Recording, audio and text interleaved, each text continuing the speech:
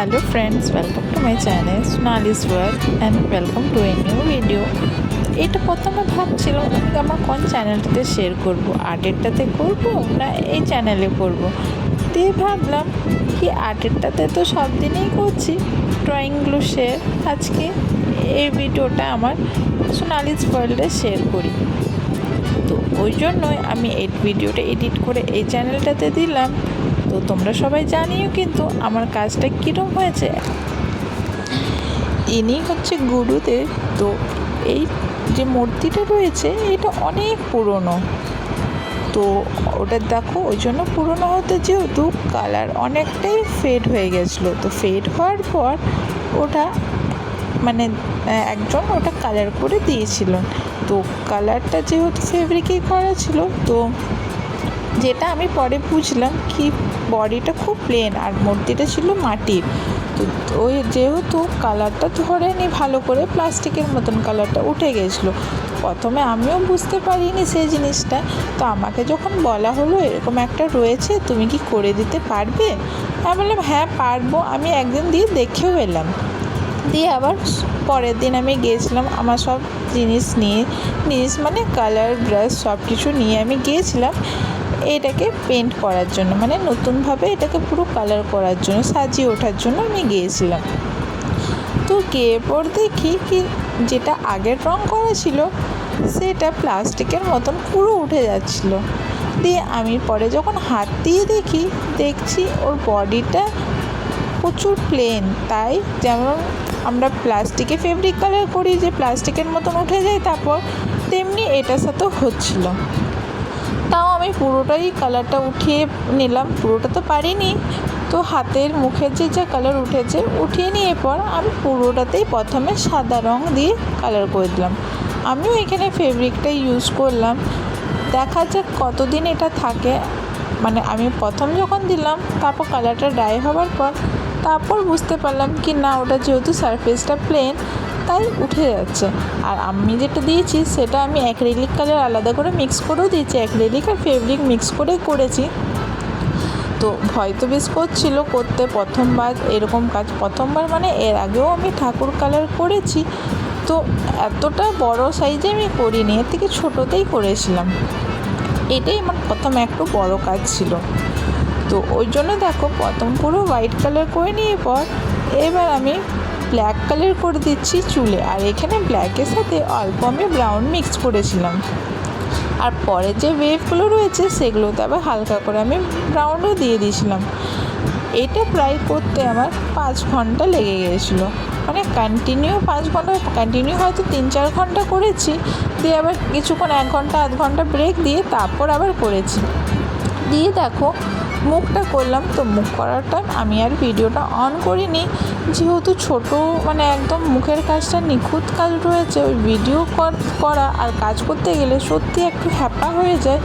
তাই সে তখন আর ভিডিওটা অন করিনি, আমি নিজের মতন করে আমি আমার মুখটা আর হাতগুলো স্কিনটা মানে যতটা এরিয়া দেখা যাচ্ছে সেটাকে আমি কালার করে নিয়েছিলাম।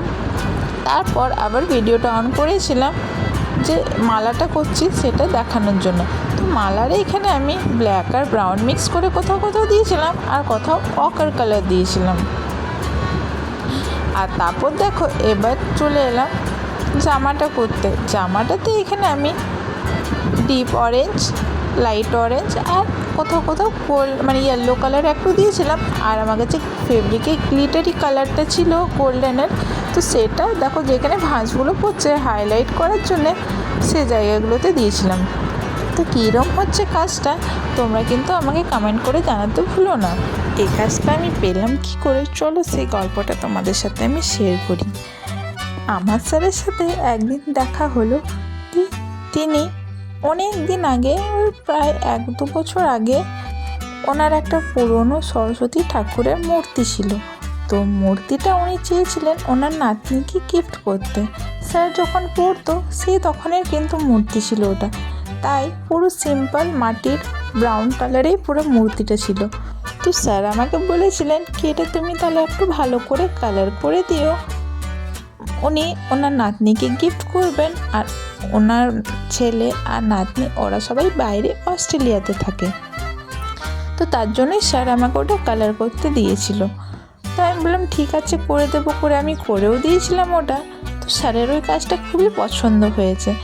সেটার ভিডিও আমি ভিডিও তো করিনি, সে তখন অত ভিডিও করতাম না, আমি ফটো শেয়ার করেছিলাম আমার ইনস্টাগ্রামে। আমি এখানেও ফটোটা একটা মেনশন করে দেবো। তো ওটাই স্যারের খুব ভালো লেগেছে কাজটা। তাই সেদিন যখন স্যারের সাথে দেখা হলো, স্যার বললো তাহলে আমাদের বাড়িতে একটা গুরুদেব রয়েছে, গুরুদেবের ওটা অনেক দিন পুরনো হয়ে গেছিলো, কালার করতে দিয়েছিলাম, তো কালারটা জানো কেমন করে উঠে যাচ্ছে, তো তুমি কি একটু দেখবে, তুমি কি কালার করে দিতে পারবে?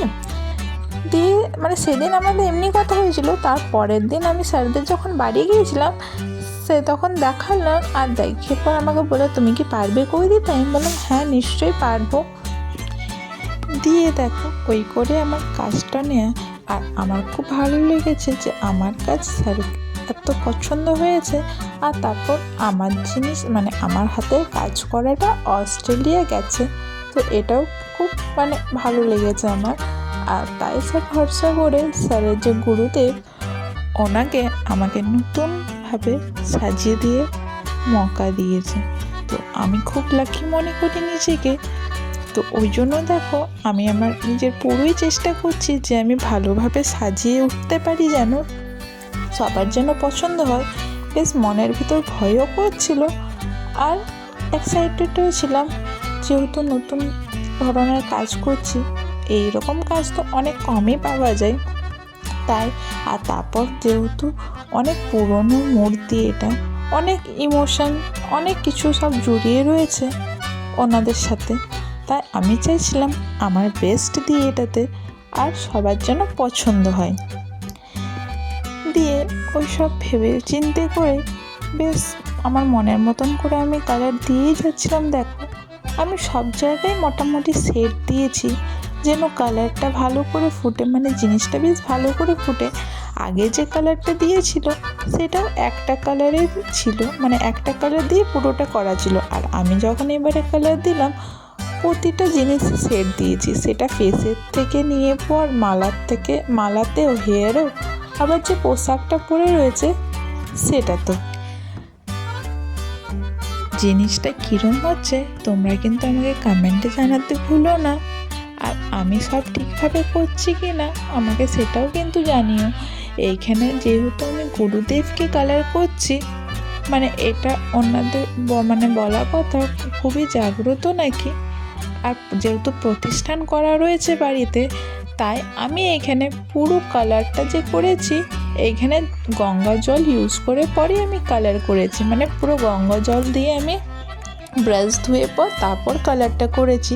তো দেখো কথা বলতে বলতে পুরোটা কমপ্লিট হয়ে গেল। তোমরা কিন্তু আমাকে জানিও পুরোটা কীরম হয়েছে, গুরুদেবকে আমি ভালোভাবে সাজাতে পেরেছি কি না। আর এখনও চ্যানেলটাকে সাবস্ক্রাইব না করে থাকলে সাবস্ক্রাইব করে দিও, বেল আইকনটা ক্লিক করে দিও নতুন নতুন ভিডিও নোটিফিকেশান পাওয়ার জন্য। আর ফ্রেন্ডস অ্যান্ড ফ্যামিলির সাথে শেয়ার করে দিও। আর তোমরা কেউ চাইলে আমার সাথে কন্ট্যাক্টও করতে পারো, আমি দুর্গাপুরের মধ্যেই কাজ করি। দিয়ে দেখো এবার আন্টি স্যারের ওয়াইফ এবার ঠাকুরটাকে দেখে নিল, ওনার খুবই পছন্দ হয়েছে। তো রিভিউটা আমি এমনি রেকর্ড করেছি, ভয়েসটা আর আমি দিচ্ছি না। দিয়ে পর দেখো সব ম্যাচিং মালা সব করে রেখেছিল, দিয়ে এবার সব কিছু করে নিচ্ছে। তো বেশ ভালো লাগলো আমার যে আমি ওনার পছন্দ মতন আমি কাজটা ওনাকে করে দিতে পারলাম।